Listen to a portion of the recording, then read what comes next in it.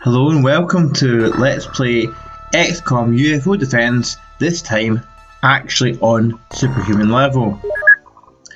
I have XCOM Util installed now, so the difficulty bug fix has been implemented and we can now play a game that's actually as difficult as we intended. So without further ado, let's get underway and let's get playing. Get our first base set up in Europe. Nice location, lots of nearby funding countries. Go into the base and let's start building.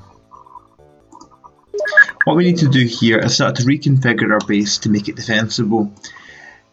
When aliens attack our base, they can enter through the hangars, these things, and the access lift. So we don't want to have them on every side of the base because we can be attacked from every side that way. So we want to demolish these and this living quarters. So immediate job is replacing all of these.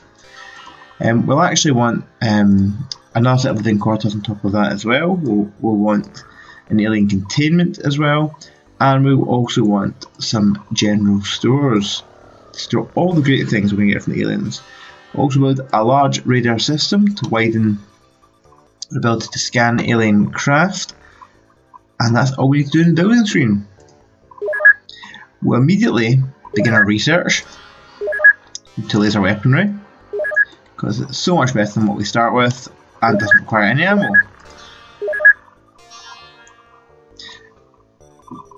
We'll look to equip our interceptors first of all with the avalanches and stingrays, but then I'm going to sell all the cannons and eventually sell all the stingrays, because what's so good about the avalanches is they have the longest range and highest damage, meaning they can take out all but the biggest UFOs. So when you've only got interceptors, which are so easily destroyed by alien craft fighting up close, it's really helpful to be able to use interceptors as late in the game as possible before you can build the craft and actually withstand a fight with the aliens. So we'll put them in place just now. Of course, later on we develop plasma beams, which are almost as long as avalanches, and interceptor with plasma beams on it is a pretty capable craft even late in the game. Now let's look at our Sky Ranger. Now a lot of people like to do lots of interesting complicated things with the starting weaponry. I like to sell everything apart from rifles and grenades, simply because I don't like endlessly re-equipping my guys in every mission. So because this is Superhuman, I think we'll double that up.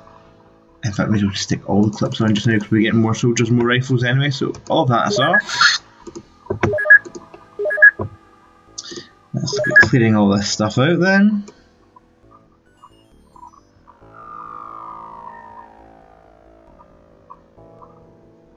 It's a good feeling cleaning up your inventory screen. Smoke grenades, never use them. Now, let's see what we need then. We need 3 more avalanche launchers. We need some. I'll come back to avalanche missiles last because they take a lot of space, but we'll definitely need some more rifles. Plenty of clips. Certainly initially we're getting through a lot of these in this game because the aliens are that bit harder to kill. We need plenty more grenades. We will need definitely some stun rods, very very handy in this game. And we will need electric flares because don't leave home without them for night missions, because the aliens can see much further in the dark than we can. Large numbers because I expect to lose quite a lot of these over the course of the game.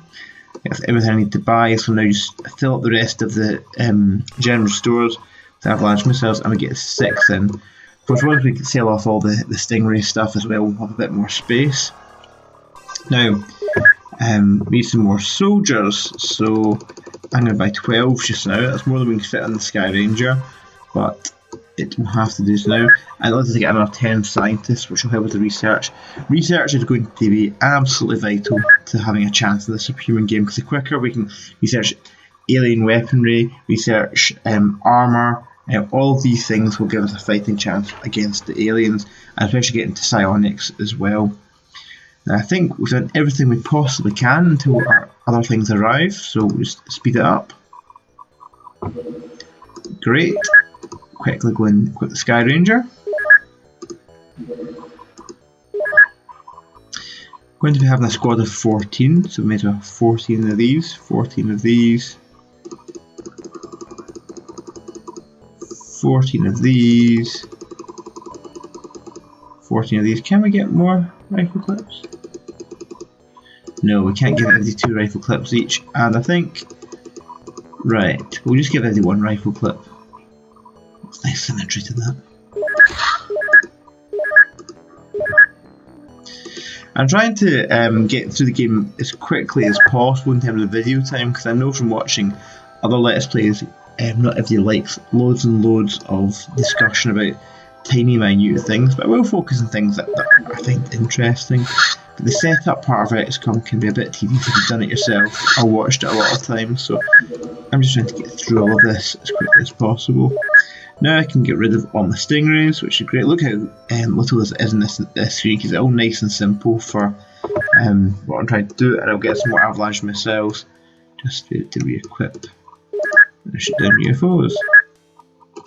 Now, one thing I probably could be doing in this is starting to scout about, looking at graphs and things, but a lot will give me an advantage in the game. I really want to make this a quick, straight to the action type Let's Play. Great, laser weapons going really well. And equip craft, get a Sky Ranger full of rookies with very short lifespans ahead of them, I imagine. Oh, great, laser weapons are included. Let's get the laser pistol done.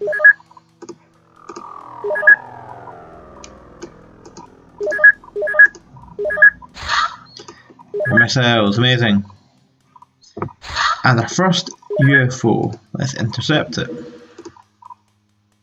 It's a small one, but in this game, being at superhuman level, a small UFO can still contain quite a large number of aliens. Let's shoot down over land. Excellent. It's the smallest of small ones. Brilliant. Now, because this will stay in the map for a while, I'm going to quite happily let a day pass so that I can fight this one during the daytime. Could I get there just now and get a bit of daylight? Probably, but why risk it?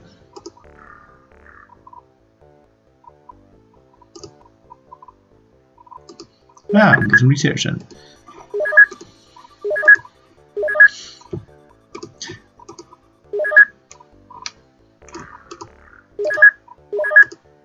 Great. Now we'll build some laser pistols. We'll probably not be using these for very long at all, but we can always sell them off when we're done with them. But even these compared to the rifle, I prefer. A little bit longer. Should look a little bit longer. And we'll intercept to begin our first mission. Now, playing through here, I've had missions so bad where I've lost a whole squad of rookies with basic weaponry early on, so if they all die horribly, then that's just the way it is. There's no point capturing any live aliens if we get the opportunity to, because our alien containment's not yet built, but it can still be useful to have a stun rod anyway when you're up in close combat. It doesn't do their strength building any harm at all, as long as they're not over encumbered. But so I'll give them all one of these, because when you're up close and your accuracy is that poor, sometimes pulling out the stun rod and stunning the alien is the most effective way to deal with the threat. One of the annoying things though about XCOM, and I could have used XCOM util for this, but we'll just live with it. Maybe in future videos I'll talk about something else interesting. I missed somebody? Oh, yes I did. Spencer Stoddard, I'm so sorry. Right, oh well, the craft's right there. It looks like it's been blown up a bit. Hopefully that means a few of them have died. Step out, don't die. Turn this way, don't die. An excellent start. And then not dying stakes. Inevitably there'll be an alien in there, but we'll just have to. Before we go any further, Brett Sharp will come at the other side and see who else is. We can see someone kind of facing us. Well, better just shoot them.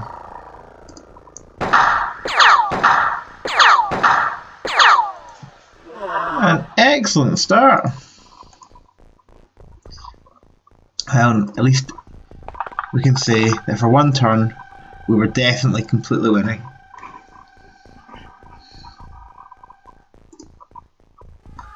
Pretty sharp. I think we should try and advance as quickly as possible. I know there's a lot of things, staying in cover, saving time units, but at this point sometimes just getting to the craft before the aliens can sort of really react to what's going on. I've left too much time, about 16 time units. We got enough for a snapshot. I'll leave you standing. Because I'm sure they'll just be dispersed all over the map, which will be really handy for us, but we'll spread out as quickly as we reasonably can. Oh yes, I see they've done that really helpful thing that I didn't ask XCOM Util to do, to leave all my soldiers facing in different directions, which is meant to improve your starting line of sight, but it's not something I wanted to turn on because I wanted to keep all the game conditions exactly out of the box, with the exception of fixing the difficulty bug. But regardless, it is what it is. Because the reason I don't like it, because even if you gain some visibility of the field, you don't see any aliens, and you lose just a couple of time units as you have to turn around to walk forward. So for purists out there, I think I've done myself more of a disadvantage than an advantage.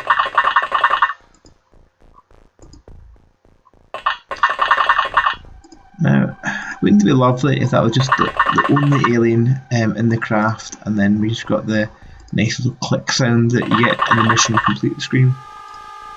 I think I feel this type of level, that's unlikely. It was pretty badly shot up. Unfortunately no Alarium, but that's the risk you take with the shoot down. No, of course. But not too long for hidden movement, so maybe there's only one or two inside the craft. But I know better than just to rush in and focus only on the craft, because especially in Terror from the Deep, the number of mission take, I must have looked everywhere now. And no sooner as you cleaned out the alien craft, that you soon find that hidden movement is still active, and somewhere there's an alien hiding. It's quite a small map, and quite fortunately quite a lot of fields as well rather than buildings. The building at the back here. This means that largely I can search. Oh great, that's most of the maps. Unless there's an alien over here in the building, then they're all in here. Now, there's always a dilemma about whether you should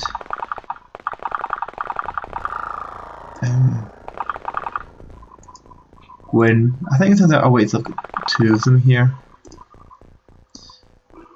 That's probably better. Not really sure where I should put your crystal halfer, because you just come up behind them. We've got the building covered anyway, and the other soldiers can just sweep out round the bottom. I'll bring one more person down from the craft, but given it's a small map and it looks like it's quite contained, I won't bring everybody out and extend the search needlessly. Especially when we're getting to the end of the ideal playtime of the video, which is going to be 50 minutes in length. Which is 14 now, so we'll get a bit of action just before the end. Turn, enter. Oh. No aliens. But sometimes in the smoke, little grey aliens hide. If they're hiding in here, they're hiding very well.